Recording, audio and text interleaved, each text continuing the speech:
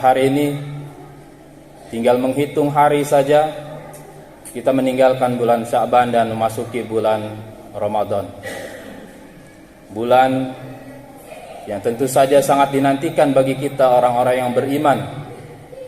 Karena sejatinya kita sebagai orang yang beriman sangat membutuhkan Ramadan. Mengapa? Ada suatu kisah dalam kitab I'anatul Talibin karya Abu Bakar bin Muhammad Syato. Dikisahkan bahwa ada seorang sahabat yang bernama Abu Dujana. Pada suatu hari Abu Dujana ditegur oleh Rasulullah SAW karena setiap selesai sholat subuh secara berjamaah dengan Rasulullah, Abu Dujana pasti akan langsung pulang. Suatu ketika ditegur oleh Rasulullah, "Wahai Abu Dujana, kenapa setiap selesai sholat subuh engkau langsung pulang? Apakah kau tidak punya kebutuhan yang kau minta kepada Allah Subhanahu wa ta'ala sehingga kau tidak ikut berdoa bersamaku?" Lalu mulailah Abu Dujana menceritakan kondisi keadaan dirinya. Mengapa setelah selesai sholat subuh berjamaah dengan Rasulullah, Abu Dujana langsung pulang.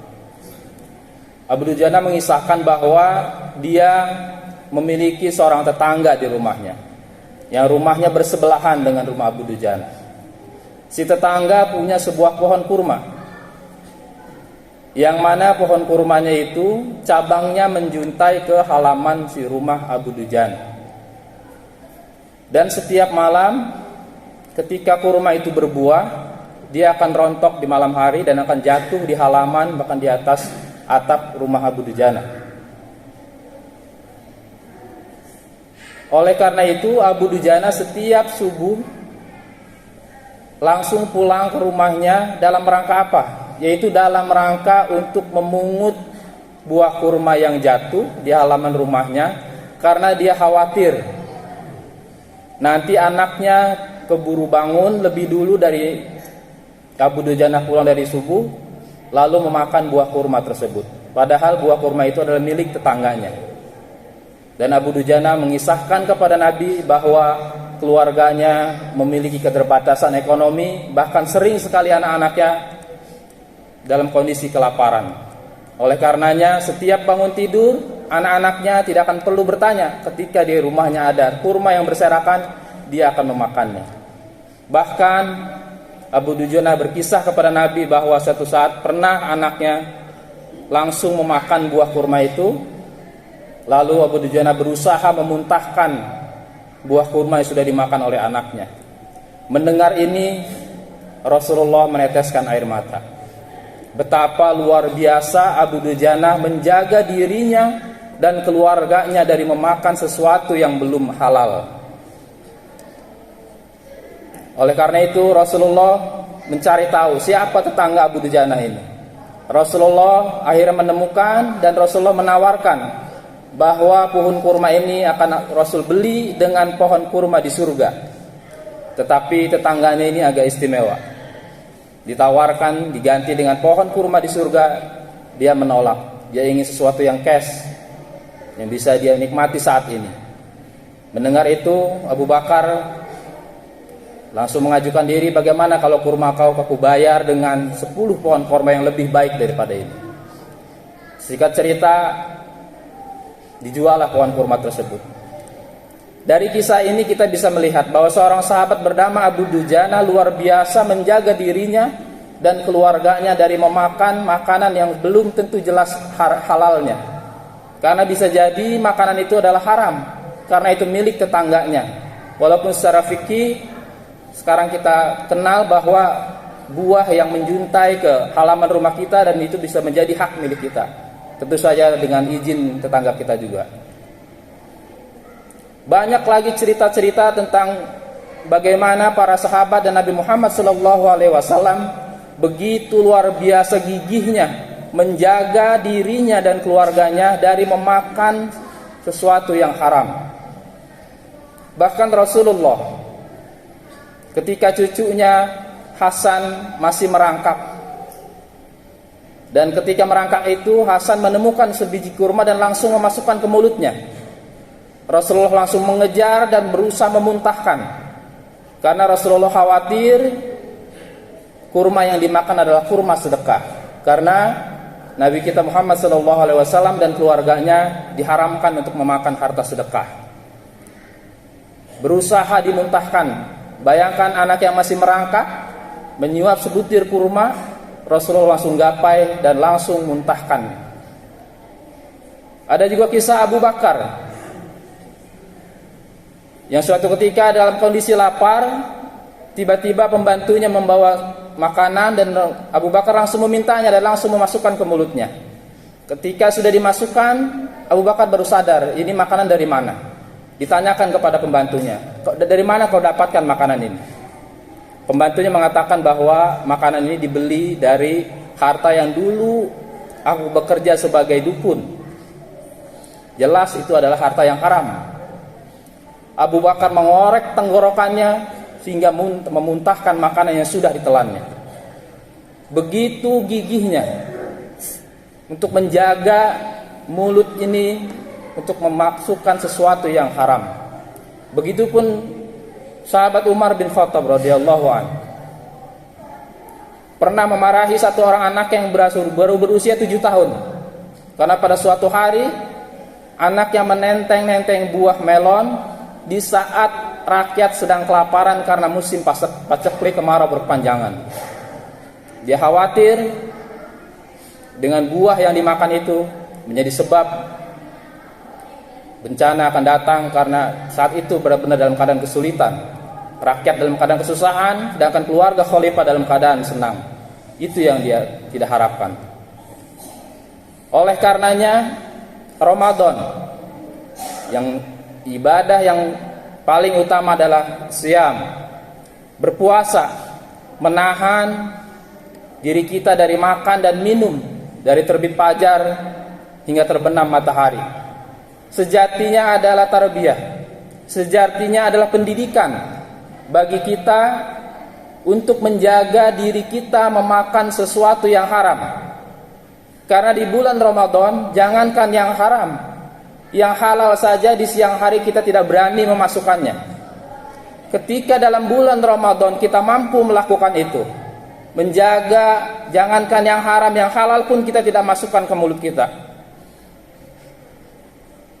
Alangkah baiknya pelajaran nanti dalam bulan Ramadan selama 1 bulan, kita menahan mulut kita memakan sesuatu yang diharamkan oleh Allah Subhanahu wa taala karena puasa. Itu kita bawa pada 11 bulan yang akan datangnya. Sehingga keluar dari bulan Ramadan kita menjadi orang yang sudah terbiasa menjaga diri dari makanan yang haram. Karena dampaknya memang luar biasa. Khatib pernah menyampaikan di mimbar ini pada beberapa Jumat yang lalu, dampak memakan harta yang haram luar biasa. Dan yang paling mengerikan adalah la yadkhulul jannah lahmun nabata min suhtin. Tidaklah masuk surga daging yang tumbuh dari sesuatu yang haram. Tentu ini menjadi peringatan untuk kita, menjadi pelajaran untuk kita. Nanti saat bulan Ramadan kita berlatih, kita meriadoh diri kita, menjaga memasukkan makanan-makanan yang sebenarnya halal, tapi kita haram memakannya di siang hari. Pelajaran penting dari Ramadan yang kadang-kadang kita dilupakan tentang makanan. Memang Ramadan dan Idul Fitri adalah tentang makanan semua. Bahkan Idul Fitri itu ada yang mengatakan bukan kembali ke fitrah, tapi memang hari raya makan. Karena setelah 1 bulan kita berpuasa, hari raya itu 1 Syawal itu adalah hari raya makan. Oleh karenanya kita diwajibkan untuk membayar zakat fitrah dengan bahan makanan yang pokok. Karena diharapkan di hari itu tidak ada orang yang tidak makan. Karena diharapkan pada hari itu semua orang, semua lapisan masyarakat mendapatkan makanan di hari raya itu. Semua memang tentang makanan. Karena makanan sesuatu yang benar-benar dijaga dalam agama kita. Karena miris, ada satu sahabat ketika beribadah dalam Masjid Nabawi, ada seseorang yang musafir yang datang ke Masjid Nabawi dan berdoa, "Ya Rob, ya Rob, ya Rob." Kata Nabi, orang ini doanya tidak mungkin dikabulkan. Mengapa? Karena dia memakan makanan yang haram, minum dari minum yang haram, pakaian yang dibeli dari yang haram. Mana mungkin doanya dikabulkan? Itu salah satu kerugian yang kedua. Ketika kita memasukkan makanan yang haram ke dalam mulut kita, maka doa-doa kita akan terhalang oleh makanan haram tersebut. Selain itu juga Ramadan mengajarkan kepada kita, walaupun sudah halal di malam hari, kulu washrabu wa la tusrifu innallaha la yuhibbul musrifin. Tidaklah berlebihan ketika kita sudah mendapati azan maghrib berkumandang. Karena sejatinya puasa itu untuk menahan, bukan berarti setelah dibuka langsung kita puaskan nafsu kita, syahwat kita terhadap makanan. Percuma saja kita sudah berlatih di siang hari, tetapi sudah memasuki waktu maghrib kita puaskan nafsu makan kita. Kita beli semua yang kita inginkan.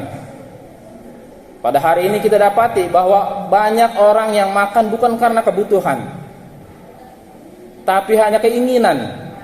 Ingin makan di rumah makan A yang sedang viral, ingin makan di rumah makan B yang banyak dikunjungi orang. Ketika kita mau makan, bukan kebutuhan akan makan, tapi kebutuhan, keinginan untuk makan apa. Padahal sejatinya kebutuhan makanan untuk memenuhi kebutuhan kita, itu agar bisa kita kuat menjalankan ibadah kepada Allah Subhanahu wa Ta'ala. Mudah-mudahan Allah sampaikan usia kita pada Ramadan tahun ini, dan di sana kita akan belajar bagaimana kita menahan perut kita dengan rasa lapar, menahan mulut kita untuk memakan yang Allah haramkan, sehingga mudah-mudahan keluar kita dalam bulan Ramadan nanti kita menjadi senantiasa orang yang bertakwa kepada Allah Subhanahu wa Ta'ala, karena kita sudah dibina dalam bulan Ramadan nanti untuk menjaga dan menahan diri kita dari sesuatu yang haram. Barakallahu li wa lakum fil Qur'anil azim, wa nafa'ani wa iyyakum bil ayati wa dzikril hakim, wa taqabbala minni wa minkum tilawatahu huwas samiul alim. Aqulu qawli hadza wa astaghfirullaha li wa lakum wa lisairil muslimina wal muslimat wal mu'minina wal mu'minat fastaghfiruhu innahu huwal ghafurur rahim.